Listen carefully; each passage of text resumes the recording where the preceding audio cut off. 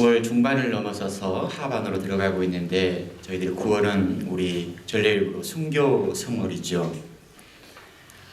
그리고 오늘은 이동축일로 해서 성 김대건 사제와 성 정하상 바오로 동료 순교자 대출 미사를 봉헌하고 있습니다.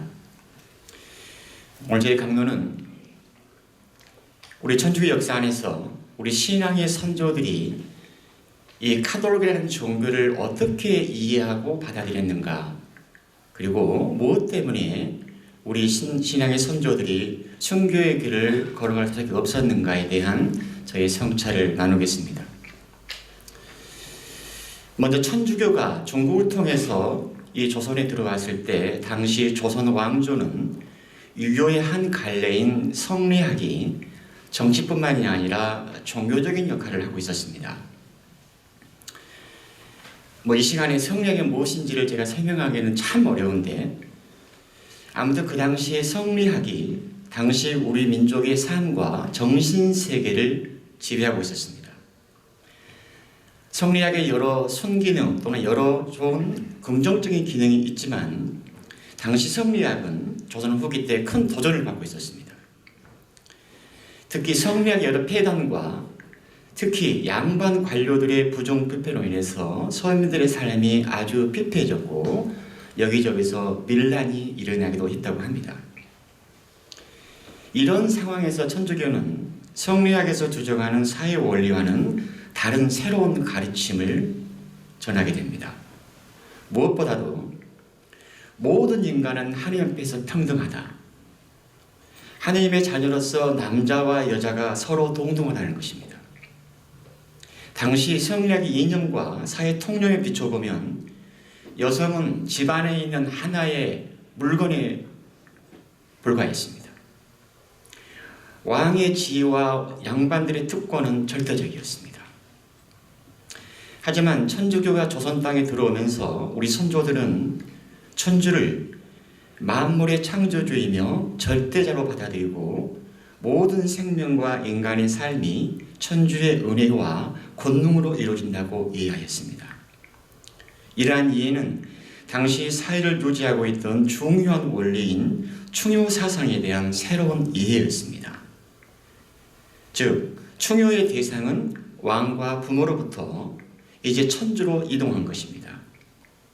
그렇다고 해서 왕과 부모의 권위를 부정한 것이 아니라 천주는 모든 만물을 낳는 대부모이기 때문에 왕이나 육친의 부모도 천주를 통해서만 그 의미를 인정받을 수 있게 된 겁니다. 천주에 대한 이런 이해는 곧바로 박해의 원인으로 작용을 합니다. 왜냐하면 종교와 인간의 양심이 국가와 왕의 권위에 예속되어 있는 것으로 보아한 성리학의 전통으로 볼 때 이것은 왕권과 양반의 권위에 대한 도전으로 받아들이기 때문에 그렇습니다.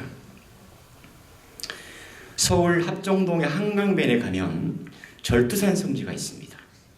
박해시대 때 한강변에서 많은 사람들이 순교를 당했습니다. 그래서 그 지역 가까이에 성지를 세웠는데 그곳에 가면 순교 기념 비문이 크게 세워져 있습니다. 그거를 제가 그대로 읽어드리겠습니다. 하느님은 가장 고귀한 사람을 사랑으로 창조하셨다. 하느님을 믿으면서 인간은 자신의 인격과 존엄성에 대해 깨닫기 시작했다. 참 믿음은 인간 자신을 존엄하고 고귀한 존재로 변화시켜 주었고 인류의 역사는 인간 존엄성을 더 높이는 방향으로 전개되어 왔다.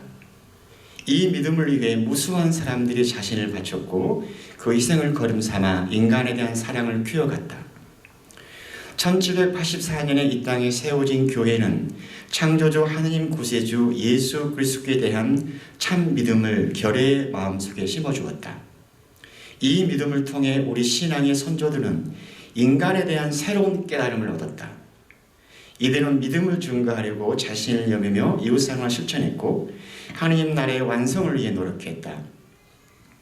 참 믿음을 터득한 이들은 어떠한 어려움을 무릅쓰더라도 새로운 기쁨을 증언했고 이를 위해 자신의 목숨까지도 희생했다. 우리 한국 천주교회 역사학자이자 이 분야에서 최고의 권위를 가지고 있는 조광 교수가 쓴 글입니다. 너무나도 투명하고 분명해서 저는 여기에 감히 어떠한 말을 부연할 수가 없습니다. 사실 저는 합정동에 살면서 이 비문을 처음 접했을 때 저는 굉장히 가슴이 짜릿한 감동이 밀려왔습니다. 하나님을 믿으면서 인간은 자신의 인격과 존엄성에 대해 깨닫기 시작했다. 바로 이 문장입니다. 그래, 우리 카톨릭은 이런 종교구나.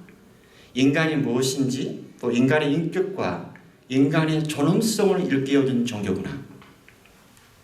인간이 무엇인지 인간의 인격과 인간의 존엄성.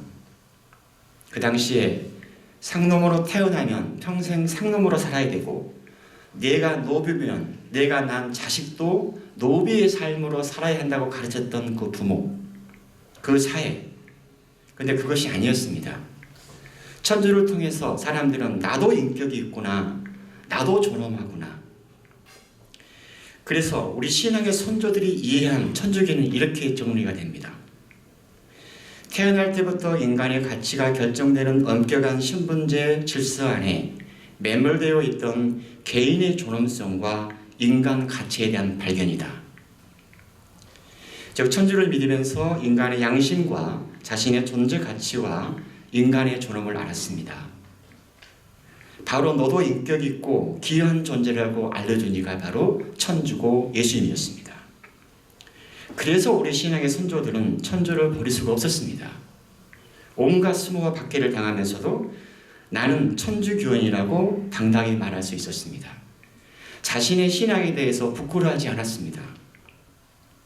오늘 둘째 독서에서 사도 바울은 죽음도 삶도 하느님의 사랑에서 우리를 떼어놓을 수가 없습니다라고 말합니다. 그 사랑은 누군가를 좋아하고 싫어하는 감정의 상태가 아니라 나도 인간의 존엄을 갖고 있는 한 인격체라는 것이고, 내가 그저 집안에 굴러다니는 하나의 물건이 아니라 천주로부터 생명을 받고 태어난 가치롭고 귀한 존재라는 인식입니다. 그래서 나를 세상에 있게 하고 나의 존엄을 알게 해준 천주를 배반해서는 안 되는 것이었습니다. 그건 광신이 아니라 사람의 도리였습니다.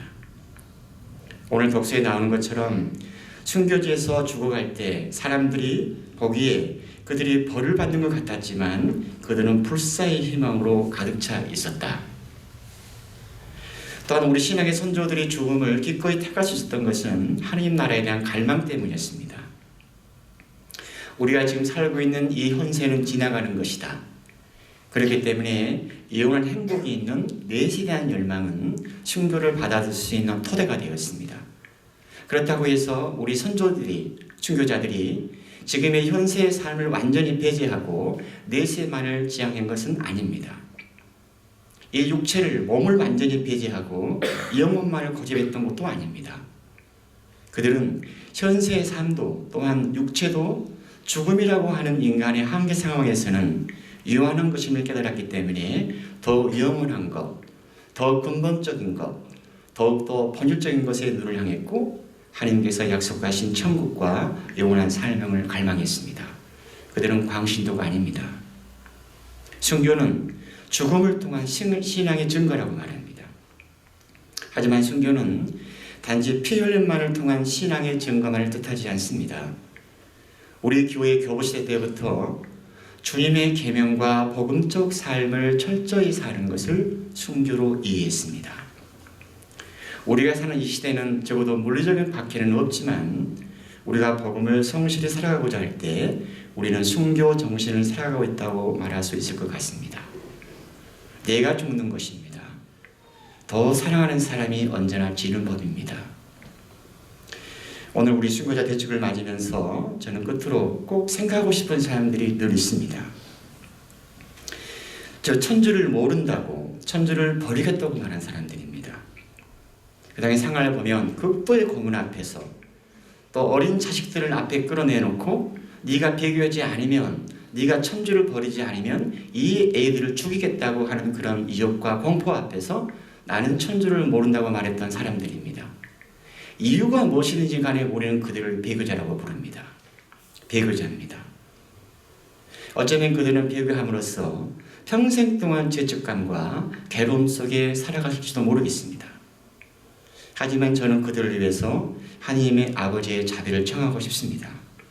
아니, 어쩌면 그들은 이미 하나님의 크신 자비로만에 있을 거라고 생각이 듭니다.